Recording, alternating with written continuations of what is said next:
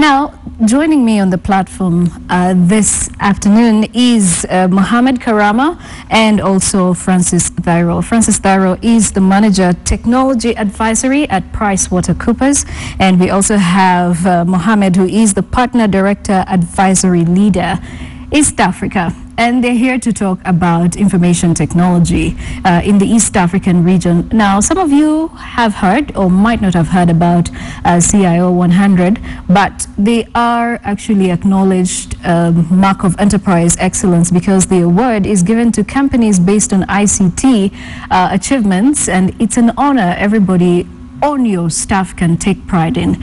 Of course, we have executives from honored companies that are to be recognized among their peers and colleagues at the CIO 100 Symposium and Awards Ceremony. The event showcases the measurable results of technology innovators that have enabled or led the way to greater success.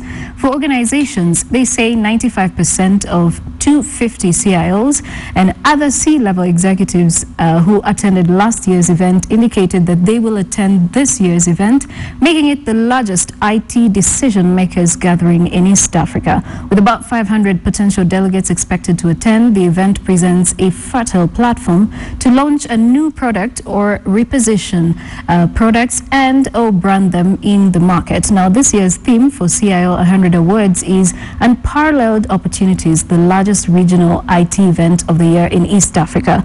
And why are we focusing more on East Africa? Because it is part of where we live as an East African community, and we need to learn more about information technology, which is now the driver of most economies in Africa. Well, thank you so much, gentlemen, for joining me. It's such an honor. I would like to know, probably I would find out from Mohammed, what exactly is CIO 100? So CIO 100 is actually the industry benchmark for excellence when it comes to information technology and innovation. The CIO 100 award is actually based on an East Africa platform. So when you take a look at the countries, it's the typical Kenya, Uganda, Tanzania, Burundi, Rwanda, and we even got submissions from Congo. When you take a look at it, we actually received over 560 survey responses tied to this award. So it cuts across multiple sectors, from public sector, from financial services, SMEs, across the board. So we're looking at about how many SMEs, because we have different categories of, the business world. Yes. And if we're looking at SMEs, we're looking at middle income generators, and we're also looking at the executive level. From which countries did we see them come from across the East African region? So right now we're still in the process of analyzing the data that we have, because the survey closed on October 4th. So the team has been working nights and weekends to try and crunch the numbers. But if you take a look at out of the 560 respondents, about a third has been in public sector, about a third has been in the financial sector, and the third has been in the SME sector. Right. Francis, from your own perspective, how do you think the East African region is doing in terms of technology? Well, the East African region is doing quite well. We have seen the East African community, both Kenya, Uganda, Tanzania, work and develop legislature. We're looking at things to do with enabling both training and capacity building. We've seen authorities, ICT authorities being set up, being funded, both by the governments, both by intergovernment organizations, as well as international community. We have seen, even from the SME space, a lot of venture capital coming in. So these are one of the sneak previews that we'll be expecting to see with the results, of course, on Thursday. All right. Yes. And when you talk about the results, let me just, before we can even get more into the awards, I would like to find out from you, in terms of executives' use of technology as compared to the small, medium enterprise or micro and small, medium enterprise usage, how would you put the two together? Do you think that maybe there are certain things we can learn from the lower levels or lower sectors and take on to the executive and vice versa? Yes, so large companies and corporates are mature, and we will see them upgrading their systems using virtualization, using mobile technology to both collaborate within the organization and also with their customers. And for the SMEs, we are seeing them being quick adopters and implementing these solutions in turnaround time very quick. A large corporation will probably even take 25 to 36 months. Again, it's a sneak preview to what we'll be having on Thursday. And the small, medium enterprise companies actually doing these technologies and turning around things within even 9 months, 6 months, because they're very pressed in terms of money. They have that urgency. Bureaucracy is not there, and so on and so forth. So those are the shifts we are seeing, and those are the differences between the SMEs and the large corporates. Great. Mohammed, I'll come back to you. Let's look at the East African region a little bit deeper. When you started these awards, the CIO 100 awards, what was it like? How's the journey been so far from the time you started? So we're part of PwC. It's CIO East Africa that actually leads up this effort. We're supporting as a premier partner. We've actually seen the journey transform, where you would only see either financial services sector or telecoms, which would lead the way. This year's a sneak preview. You're actually seeing public sector, government leading the way when it comes to innovation.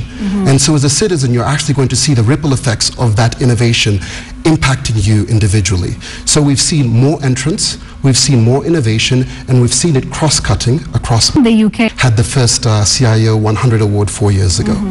Great. And while you're watching Africa Speaks, our hashtag is Africa Speaks. In case you want to contribute or ask any question to our guests this afternoon, you can do that through the hashtag Africa Speaks or my Twitter handle at JoyDorinBira. We are going to take a break now, and welcome back. You're watching Africa Speaks here on KTN, and like I said, we are using the hashtag Africa Speaks in case you have any questions for our guests in studio today. And like I mentioned, we'll be having another guest in studio with us, that is Andrew Karanja, who is the CEO or director for CIO, and he's here to speak to us as well about CIO 100 and what these awards are about and what we should expect as well. Now, someone here is saying, what are the current trends at the moment in the IT industry in Kenya and in East Africa? So as we're gathering through the surveys, we're actually seeing an interesting combination, because globally, within the technology space, you'll hear this acronym called SMAC, and it's social, mobile, analytics, cloud, and then key indicators and disruptors. But what we're seeing in the survey is actually social taking a big lead. Tied to that, we're seeing data warehousing, which is basically pulling all of your various applications into one place and being able to derive information quickly and clearly. And then the third trend that we're actually seeing within this space is the adoption of mobile. And so this is where we are actually leading the way in terms of mobility, where whether it's the SMEs, whether it's public sector through mobile and through social, are leading the ways in terms of the trends within ICT. Right. How many applications have you received so far? 560 from 6 countries. It's by far the biggest and the most successful survey we've had. Right. When you say from 6 countries, what countries are we talking about? So we're looking at Kenya, Uganda, and Tanzania, your core East African countries. Then additionally, we're looking at Rwanda, Burundi, and Congo this year. Democratic Republic? That is correct. Wow. That is correct. That's impressive. Yes. Yeah, and Mr. Karanja, thank you so much for joining us. I would like to know from you as Director of CIO, how did the awards go last year as compared to this year? Or what do we expect? Well, last year we had the awards in Kigali. The main idea behind it was to make it a truly East African event. So we thought in the third year it would make a lot of sense to have it in a different country. We received enormous support, but of course Rwanda is a smaller country.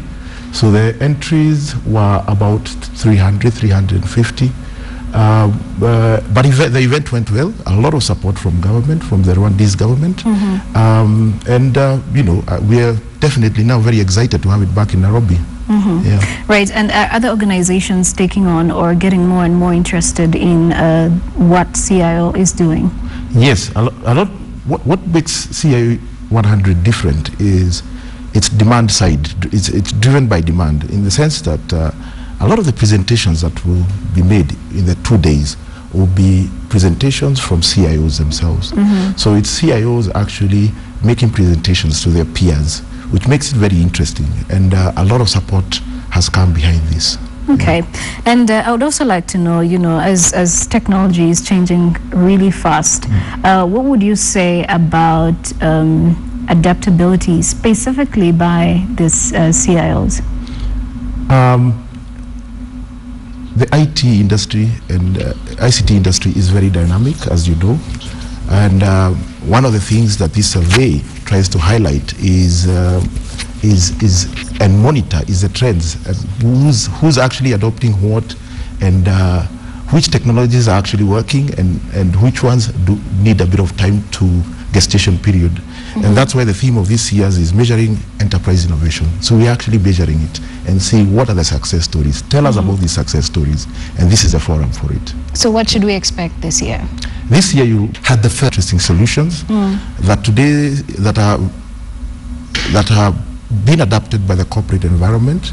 So it's an opportunity actually for peers to share and see where they can adopt different technologies that their peers are actually rubber stamping as success stories. Yeah.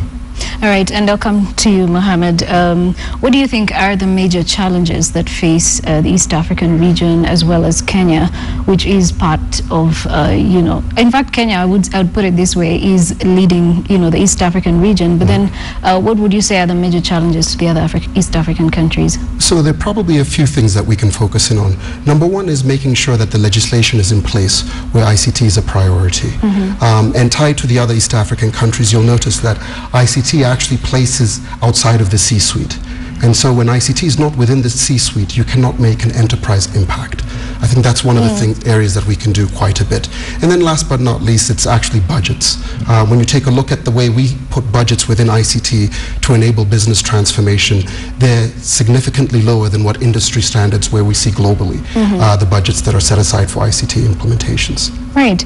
So as a whole, is there something that we are going to expect that is so unique, and what trends are we going to be looking forward to going forward or in the future? So I think one of the big trends, which was a surprise, is the adoption of ICT and innovation in public sector. It has consistently lagged over the years, and this year we're almost looking at it as the primary innovator. It's typically telecoms, which is what we're used to, or the financial services sector. So what we should expect in the coming years, we have our Huduma centers, for instance, in Kenya, where you have 10 government agencies that now you can go into one place and service yourself. Within a year, you'll be able to do that with your mobile phone or with your iPad. You will no longer have to go into a Huduma center and queue up.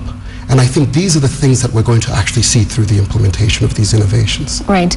And as we come to a close, there's a lot of people who would also still like to get into more of technology, or at least incorporate technology into their companies. Are there avenues through the different companies, that is CIO as well as PricewaterhouseCoopers, that give those avenues to maybe small, medium businesses or middle income businesses and maybe executive, at the executive level, sorry?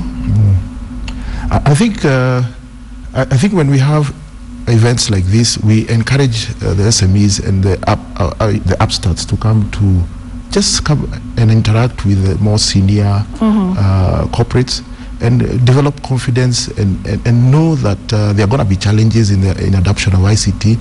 So this forum works very well for even the startups to just come and experience and just share experiences and case studies that have worked. So for us, this is a platform for everyone, both the startups and people who are more established in the industry.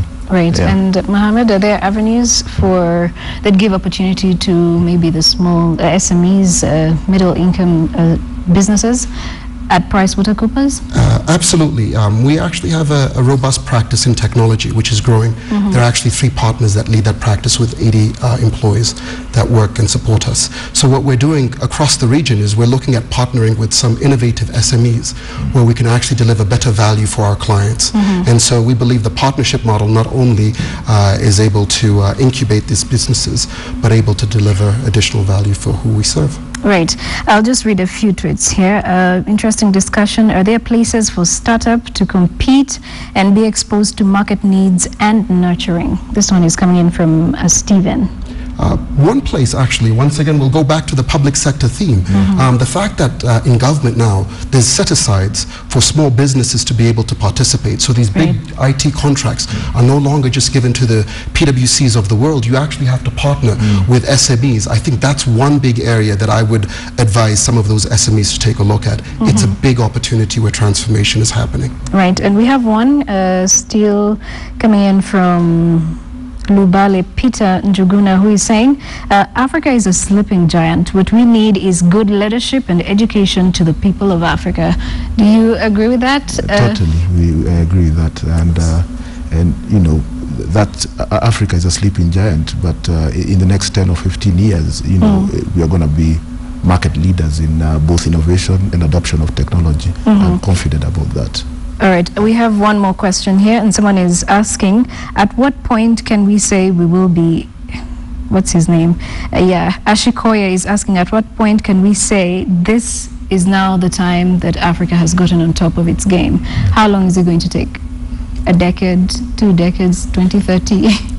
I don't think it's going to take a decade. Yeah. If you take a look at the evolution, and Andrew can speak even better than I can, from CIO 100, the first one, 4 years ago, and where we are right now. Right. Well, Andrew mentioned last year there were about 300 survey respondents. We've doubled that number in a year. So we're only a matter of a few years, plus the diaspora situation. This is now becoming the in-place to live. So our talent that used to be in Europe and in North America is all coming back home. I think we're only looking at a matter of 3 or 4 years before we would have completely arrived. All right, and Mr. Karanja, would you agree to that? Yes, when you put that into perspective, yes, I would agree with that. And, 5 years? I'd put it about 5 years. There's so much happening, and as we mentioned earlier, you know, the first CA 100, you know, we barely scratched to get good quality, you know, projects, but we are overwhelmed, and this is 4 years after. So, you know, definitely next year is going to be bigger and better. Well, thank you so much for joining me on this edition of Africa Speaks. It's such an honor to host the both of you, and we've been speaking to Andrew Karanja, who is the director for CIO, and we also have Mohammed Karama, who is, you know, the director and partner advisory leader East Africa. And earlier on, we spoke to Francis Thairu, who is the manager technology advisory at PricewaterhouseCoopers. Well, thank you all for joining us, and also for the questions. Let's continue this conversation on Twitter via the hashtag Africa Speaks. My name is Joy Dorin Bira. Thank you all for coming once again, and have a good afternoon.